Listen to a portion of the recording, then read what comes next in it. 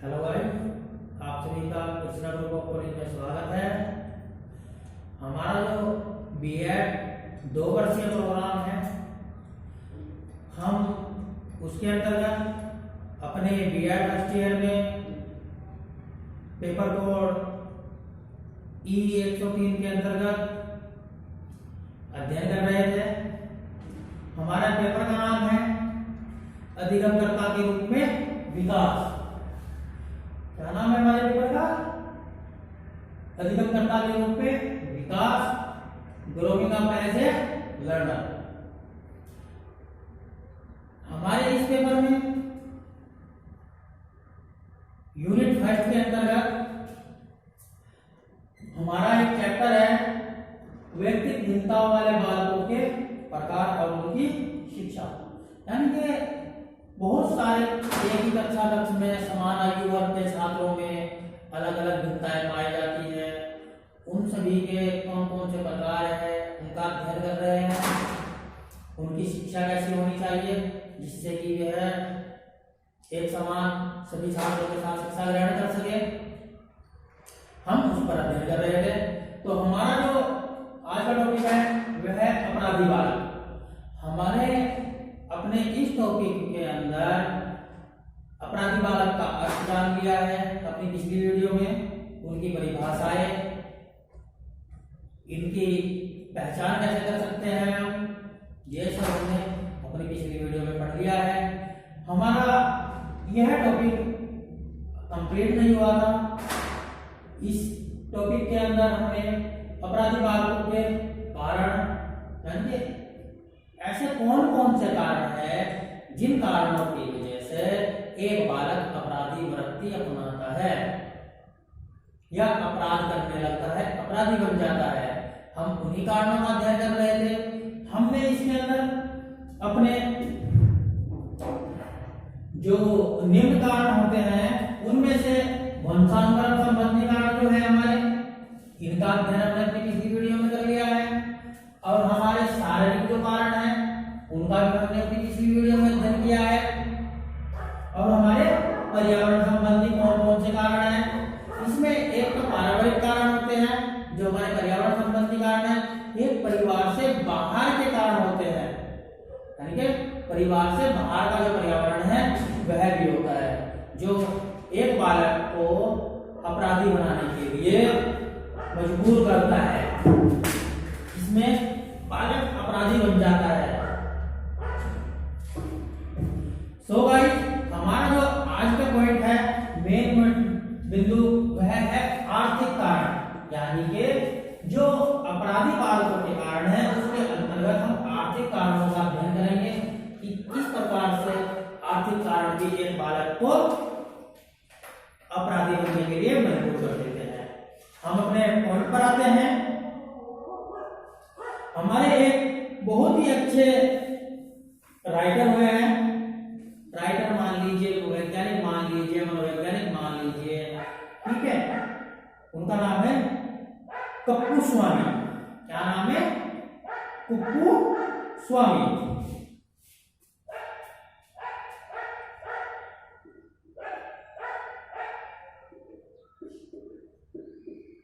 कुप्पू स्वामी ये लिखते हैं, इन्होंने अपनी एक बहुत ही अच्छी डेफिनेशन दी है। अपने डेफिनेशन में कहते हैं ये कि अपराधी चरित्र का विकास करने में, अपराधी चरित्र का विकास करने में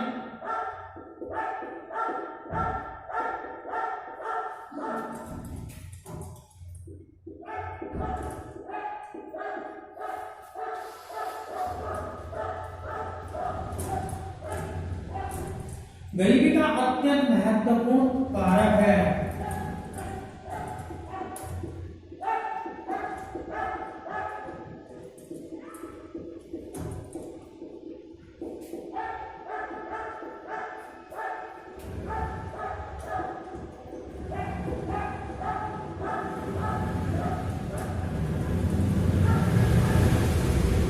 हमारे कुप्पू स्वामी महोदय हैं, वह कहते हैं कि गरीबी का विकास यानी कि अपराधी चरित्र का विकास करने में अगर किसी बालक का यानी कि जो चरित्र है वह अपराधी प्रवृत्ति का है तो उसमें जो गरीबी है वह एक बहुत ही महत्वपूर्ण कारक है, कारण है।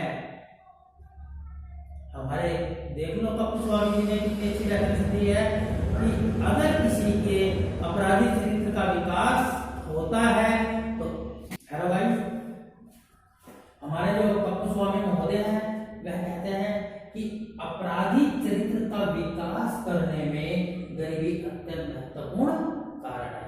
यानी कि अगर किसी बालक की अपराधी प्रवृत्ति का विकास हो रहा है, उसका जो चरित्र है वह अपराधी प्रवृत्ति की ओर अग्रसर हो रहा है तो उसका एक मुख्य कारण गरीबी भी है।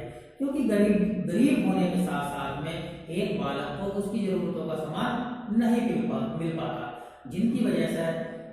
जिन कारणों की वजह से वह चोरी करने लगता है, इसलिए जिससे कि उसकी जो जरूरतें हैं उनका प्राप्त यानी कि अपनी जरूरतों का निर्वाह कर सके, अपनी जरूरतें पूरी कर सके। इसलिए अधिकतर अपराध गरीबी यानी कि जो अपराध होते हैं अधिकतर अपराध गरीब परिवारों के बालकों में ही पाए जाते हैं। जितने भी अपराध करते हैं अधिकतर उनमें से लगभग ज्यादा तो हम नहीं कहेंगे लेकिन 80% जो होते हैं वह गरीब परिवार के बालक ही करते हैं। इन परिवारों के बालकों को पेट भर भोजन नहीं मिलता, जीवन की दैनिक आवश्यकताओं की पूर्ति बड़ी कठिनाई से होती है।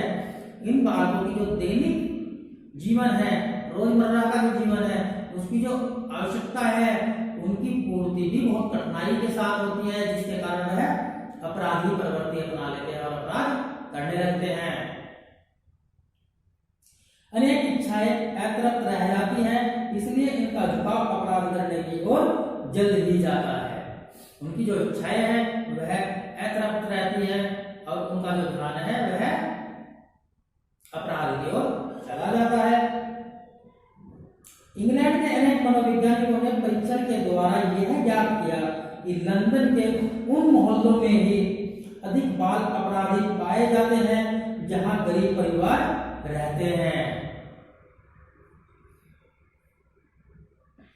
इस संबंध में बागर और फर्नेसरी डिवर्सी का कहना है कि निर्धन का अपराध की प्रवृत्ति को बढ़ावा देती है।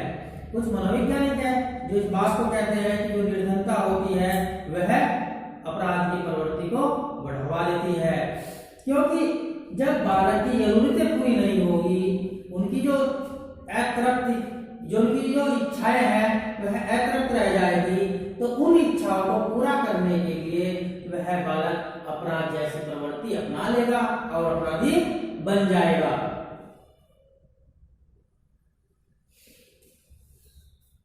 फिर हमारा नेक्स्ट कारण है मनोवैज्ञानिक कारण। कौन सा है? पांचवा होगा हमारा मनोवैज्ञानिक कारण।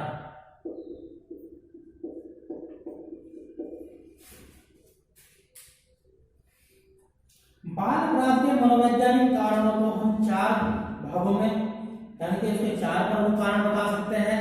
नंबर 1 है बौद्धिक दुर्बलता, यानी कि जिस व्यक्ति की बौद्धिक दुर्बलता रहेगी वह बाल अपराधी बनने में कोई कमी नहीं छोड़ता है। नंबर 1 है बौद्धिक दुर्बलता।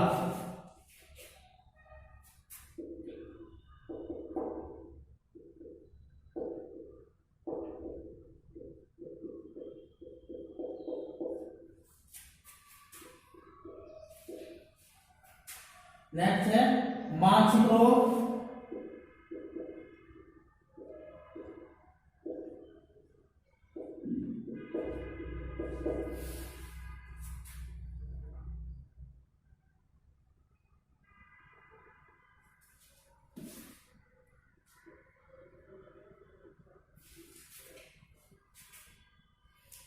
व्यक्तित्व के लक्षण।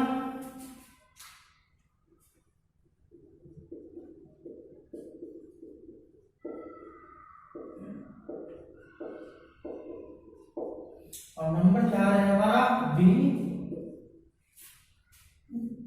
संवेगात्मक अस्थिरता।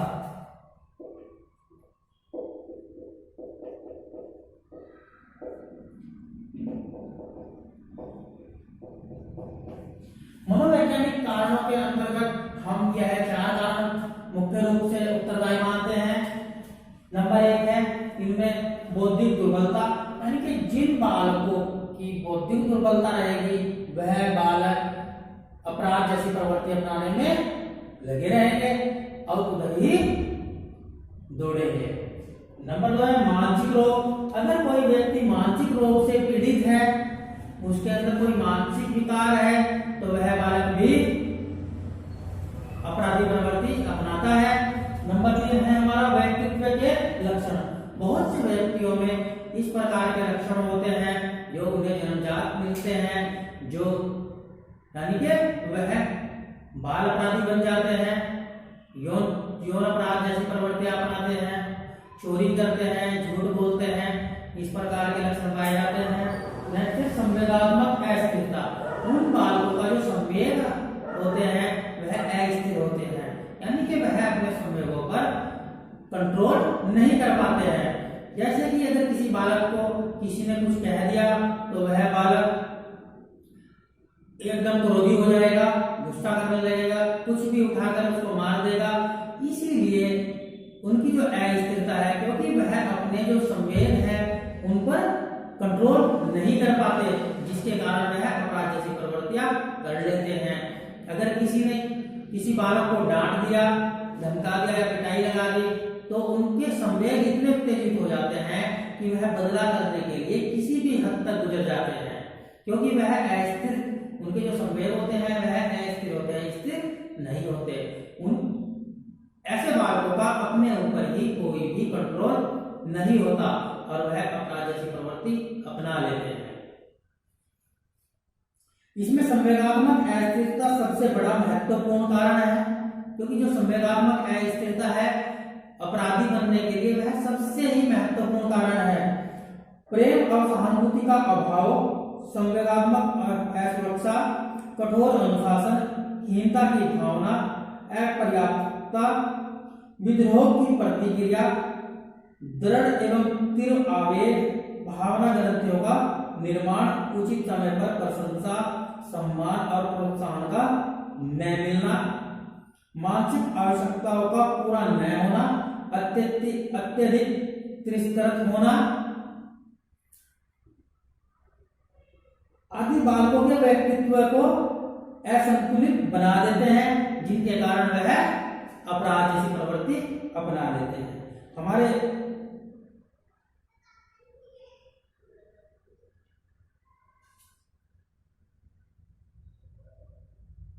हीरी महोदय ने अपने अध्ययनों में पाया कि 93% अपराधी ऐसे थे जिनमें संवेगात्मक अस्थिरता थी, यानी कि 100 में से 93 बालक ऐसे पाए कि वह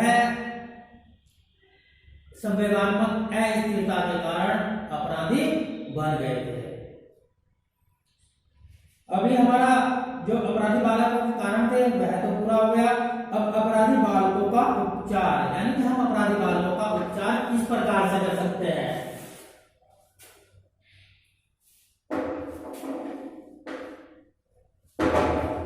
हमारा नेक्स्ट पॉइंट है अपराधी बालकों का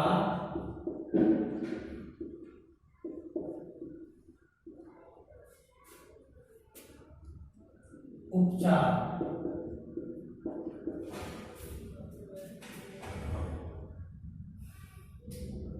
अपराधी बालकों के उपचार की निम्न 3 विधियां हैं। नंबर 1 है पर्यावरण विधि। नंबर 1 है पर्यावरण विधि। इसके अंतर्गत देखते हैं क्या आता है। इस विधि के द्वारा बालकों की आवश्यकताओं को ध्यान में रखकर उनके सामाजिक पर्यावरण में परिवर्तन लाने का प्रयत्न किया जाता है। इस विधि के यह एक ऐसी विधि है जिसमें जो बालक होते हैं उनका जो सामाजिक वातावरण होता है, पर्यावरण होता है, उसमें कुछ परिवर्तन किए जाते हैं। यानी कि बालकों को ध्यान में रखकर कि बालक किस प्रकार का वातावरण चाह रहे हैं, तो उसी के अनुसार उनके सामाजिक जो पर्यावरण है उसमें कुछ बदलाव किए जाते हैं। इस विधि के प्रमुख सिद्धांत बालकों के प्रति माता पिता का अच्छा व्यवहार होना, यानी कि इस विधि में हम कुछ सिद्धांतों को अपनाते हैं। उन सिद्धांतों में जिन माता पिताओं का अपने बालकों के प्रति गंदा व्यवहार है उसको बदलकर उनके व्यवहार को अच्छा करना, बालकों को कुछ उत्तरदायित्व देना, यानी कि बालकों को ही कुछ उत्तरदायित्व दे दिया जाता है जिससे कि वह उस काम को मन लगाकर करें, बालकों को सामाजिक परिस्थितियों को समझने के लिए प्रोत्साहित करना, बोलने के लिए प्रोत्साहित करना और आत्मनिर्देश की शक्ति पैदा करना। यानी कि इस प्रकार का वातावरण तैयार किया जाता है जिसमें बालकों के अंदर खुद आत्म यानी कि अंदर से ही किसी चीज का निर्देश देने की शक्ति पैदा हो जाए। नैतिक एवं सामाजिक शिक्षा प्रदान करना, इस प्रकार के जो पर्यावरण विधि है, जो ये प्रकार है, यह सभी इस विधि के प्रमुख तत्व है। इन सभी को अपनाकर हम एक अपराधी बालकों का उन्हें अपराध जैसी प्रवृत्तियों से करने से रोक सकते हैं। यानी कि हम उन्हें अच्छी अच्छी आदतें सिखा सकते हैं।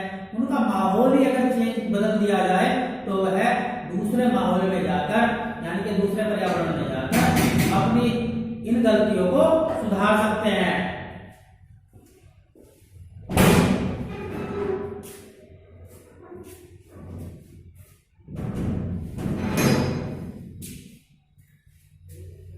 नंबर 2 है मनोवैज्ञानिक विधि।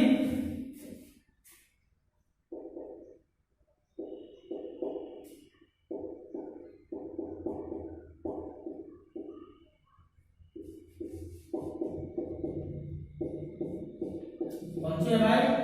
मनोवैज्ञानिक विधि।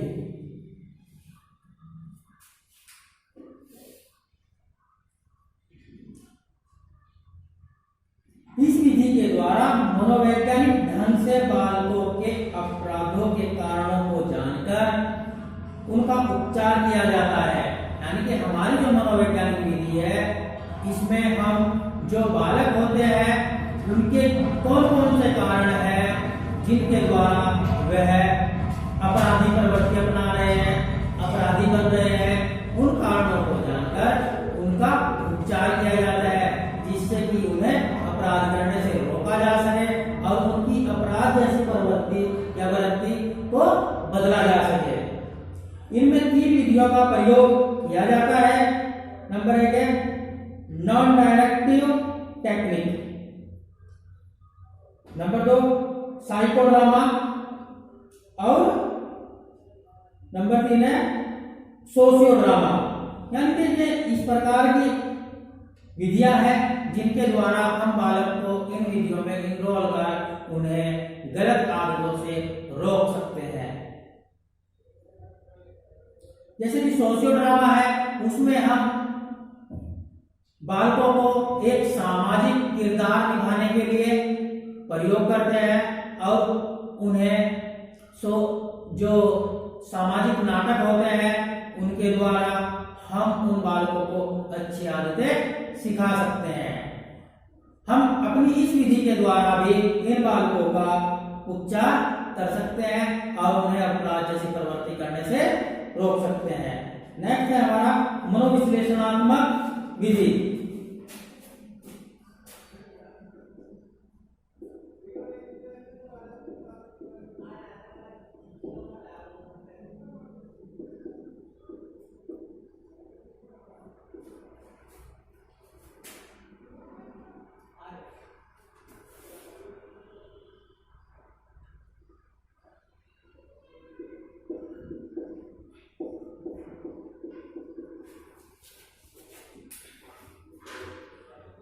हम अपनी मनोविश्लेषणात्मक विधि के द्वारा बालकों की दमित इच्छाओं को मनोविश्लेषण द्वारा समझकर उनका निवारण करते हैं।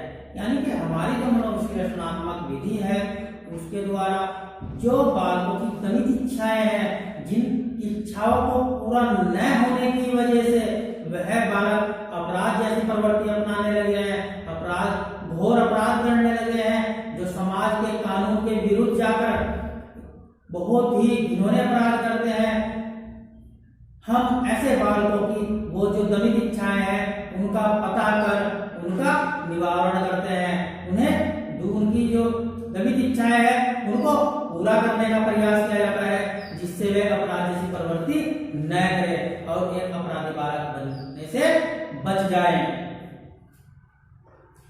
इसके लिए दो विधियों का प्रयोग किया जाता है। एक तो संदर्भ विधि, संदर्भ सहचार्य विधि, यानी कि इस विधि के द्वारा एक बालक को संदर्भ छोड़ दिया जाता है और उससे यह पता किया जाता है मनोविश्लेषण के द्वारा कि इस बालक में किन किन कमियों की वजह से यह अपराध जैसी प्रवृत्तियां बना रहा है। फिर उनको जब हमें किसी बालक की कमजोरी पता चल जाती है तो उन्हें सही रास्ते, सही समय पर, सही प्रकार का उपचार देकर ठीक किया जाता है। नंबर 2 है सौगन विश्लेषण विधि, यानी कि ड्रीम्स एनालाइज मेथड। ये दो विधि हैं जो मनोविश्लेषणात्मक विधि के अंतर्गत आती हैं। इन दोनों विधियों का प्रयोग कर हम एक अपराधी बालक को भी सुधार सकते हैं, उसे अपराध जैसी प्रवृत्तियां करने से रोक सकते हैं। हमारा नेक्स्ट पॉइंट है विद्यालय में बालकों की अपराध प्रवृत्तियों को रोकने के उपाय।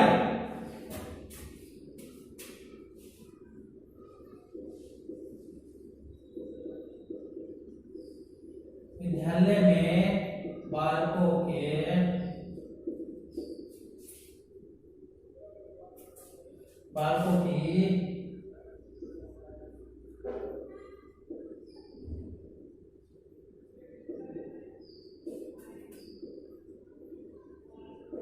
अपराध प्रवृत्ति को रोकने के उपाय।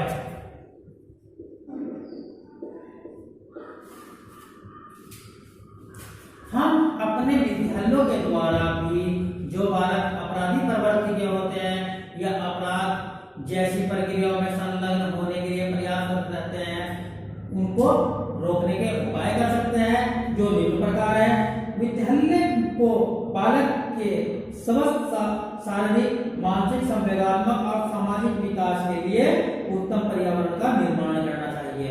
हमारा जो एक विद्यालय है उसके अंतर्गत हमें ऐसे पर्यावरण का निर्माण करना चाहिए जिसमें बालक का सामाजिक, संवेदनात्मक और शारीरिक विकास हो सके, जिसके लिए वह गलत इच्छाओं की ओर अग्रसर न हो।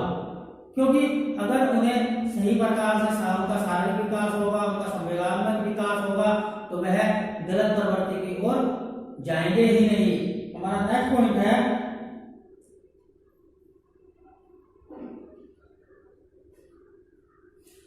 हमें अपने विद्यालय में योग्य, प्रशिक्षित, मनोविज्ञान का ज्ञान रखने वाले शिक्षकों को नियुक्त करना चाहिए, जिससे कि वह बालकों की जो कमजोरियां हैं उनको समझ सके, उनका निदान कर सके, उपचार कर सके। तभी तो हमारे जो बालक हैं वह अधिगम करने में सक्षम होंगे।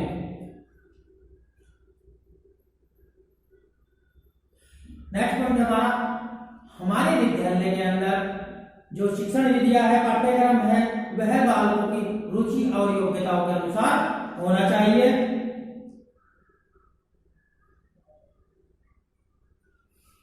बालकों की जो व्यक्तिगत भिन्नताएं हैं उनका अध्ययन कर उन्हीं व्यक्तिगत भिन्नताओं के अनुरूप विद्यालय में अध्ययन प्रक्रिया चलाई जानी चाहिए, पाठ्यक्रम का निर्माण किया जाना चाहिए और जिस प्रकार का बालक होगा, जिस गति से सीखने वाला होगा, उसी गति के अनुसार उस बालक को शिक्षण विधियों का प्रयोग करना चाहिए, जिससे कि वह भी अपने सम आयु वर्ग के साथ आसानी से सीख सके।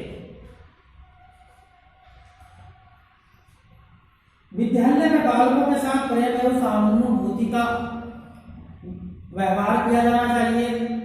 नेक्स्ट पॉइंट हमारा, बालकों में नैतिकता के विकास और चरित्र निर्माण के लिए धार्मिक एवं नैतिक शिक्षाओं की व्यवस्था की जानी चाहिए। नेक्स्ट पॉइंट है हमारा, यौन अपराधों को रोकने के लिए किशोर एवं किशोरियों को यौन शिक्षा प्रदान की जानी चाहिए। अगर हम यौन शिक्षा प्रदान करेंगे तो जो यौन अपराध करने से कठिनाइयां होती है या यौन अपराध जैसी प्रवृत्तियां हैं तो बालक उन प्रवृत्तियों को अपनाने का कष्ट नहीं करेगा। उसे पहले ही यह ज्ञान हो जाएगा कि यह काम गलत है, हमें ऐसे गंदे कार्य नहीं करने चाहिए, इसीलिए हमें विद्यालय के अंदर यौन शिक्षा का भी प्रबंध करना चाहिए। नेक्स्ट पॉइंट है हमारा, शिक्षा में रचनात्मक कार्य और सहानुभूति द्वारा शिक्षा पर विशेष बल दिया जाना चाहिए। Learning by doing and learning by experience, इस प्रकार के जो कार्य है कि बच्चे खुद करके सीखे, उस कार्य में इनरोल हो और उस चीज को सीखे, तभी वह गलत प्रवृत्तियां अपनाने से हट जाएगा।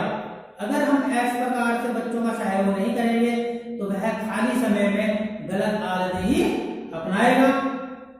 हमारा नेक्स्ट पॉइंट है, शिक्षक द्वारा बालकों के अनुकूल प्रभावशाली शिक्षण विधियों का प्रयोग किया जाना चाहिए और बालकों में सामाजिक संबंधों के विकास और उनके अवकाश काल का सदुपयोग करने के लिए विद्यालय में विभिन्न पाठ्यक्रम सहगामी क्रियाओं का आयोजन किया जाना चाहिए, जिससे कि एक बालक का जो अवकाश का समय है, खाली समय है, वह उस समय को उस कार्य में लगा ले और उसके मन में गलत प्रवृत्तियां जागृत ना हो।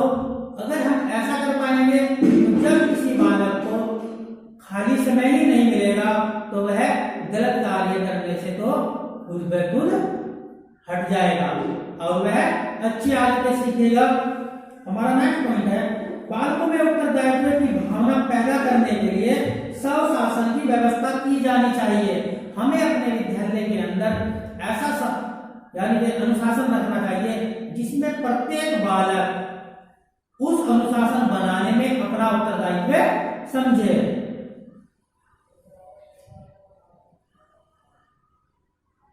विद्यालय में बालकों के चरित्र का लेखा रखा जाना चाहिए ताकि शिक्षक और उसके माता पिता उसके चरित्र की प्रगति से अवगत होते रहे। और अगर एक बालक इस कक्षा के बाद दूसरी कक्षा में जाता है तो वह लेखा जोखा दूसरी कक्षा के जो अध्यापक होते हैं उनको दे दिया जाए, जिसके कारण वह उस लेखे जोखे को पढ़कर उस बालक पर ध्यान रख सकता है, क्योंकि उस बालक के जो प्रवृत्ति है उन प्रवृत्तियों को यानी कि उन प्रवृत्तियों से दूसरा अध्यापक भी भली भांति से परिचित हो जाए और वह उसी के अनुरूप यानी कि जो बालक है उसी बालक के अनुरूप उस बालक को शिक्षा प्रदान कर सके। हमारा नेक्स्ट पॉइंट है, बालकों को उनकी रुचि एवं योग्यताओं के अनुसार व्यावसायिक निर्देशन दिया जाना चाहिए, यानी कि वोकेशनल गाइडेंस दिया जाना चाहिए। जिस प्रकार के बालक जैसे काम में रुचि रखते हैं, रुचिपूर्ण कार्य करते हैं, ऐसे बालकों को उन्हीं के अनुरूप निर्देशन दिया जाना चाहिए, यानी कि उन्हें गाइड किया जाना चाहिए कि अगर आप इस कार्य को करोगे तो आप सबसे ज्यादा अधिक होंगे, अगर इस कार्य को करोगे तो आप इतने सक्सेस नहीं हो पाओगे। तो उनकी जिस कार्य में रुचि है उन बालकों को उसी रुचि के अनुरूप हमें निर्देशन देना चाहिए, गाइड करना चाहिए, जिससे कि वह अपने कार्य को भली भांति से कर सके और अपना जीवन निर्वाह कर सके, अपने देश का नाम रोशन कर सके। सो भाई, हमारा जो बाल अपराधी वाला टॉपिक था वह कंप्लीट हो गया है। हमने इस जो व्यक्तिगत भिन्नता वाले बालकों के प्रकार थे, यह इनके सभी प्रकार अपनी अलग अलग वीडियो में बनाए हैं, अलग अलग पार्ट हैं इसके। तो आप इन सभी वीडियो को ध्यान से देखें और जो हमारा चैनल है उसे लाइक, सब्सक्राइब और शेयर अपनी नेक्स्ट वीडियो में नेक्स्ट चैप्टर के साथ दोबारा मिलते हैं। हमारा नेक्स्ट चैप्टर जो होगा इसी बुक के अंदर मानव विकास, यानी कि मानव विकास कैसे होता है, मानव विकास का संप्रत्य एवं विकास की अवस्थाएं कौन कौन सी है, उन सभी का अध्ययन करेंगे। सो गाइस, आज के लिए इतना ही। आप सभी का धन्यवाद। Thank you.